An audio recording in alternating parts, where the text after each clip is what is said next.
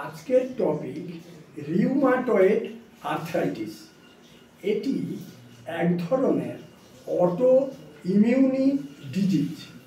এই রোগটা প্রথম ধরা পড়ে আঙুলের গাঁটগুলো ফোলা, ব্যথা, তারপর রিস্ট জয়েন্টটা ফুলে যায় এবং হাড়গুলো ডিফর্মিটি হয়ে আঙুলগুলো এবং রিস্ট জয়েন্ট বেঁকে যায়।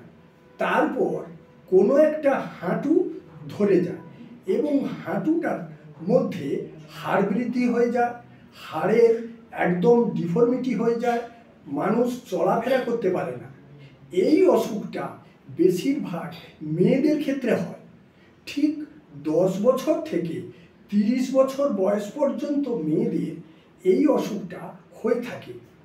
স্বাভাবিক জীবন একবারে শেষ হয়ে যায়, মানুষ চলাফেরা করতে পারে না, পরপর এমন মানসিক ডিপ্রেশনে চলে যায়, মানুষ এমন ডিপ্রেশনে চলে যায় তখন সুইসাইডিং টেন্ডেন্সিও চলে আসে। আর সেই পেশেন্টকে তার বাড়ির লোক অবহেলার চোখে দেখে। এইটা সব থেকে বড় কারণ।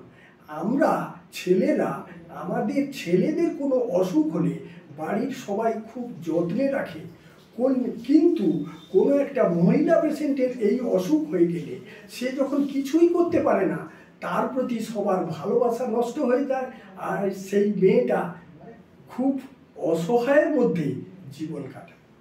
এবং আরেকটা কথা বলি, এই অসুখটা কিভাবে ধরা পড়ে, কি টেস্ট করতে হয়।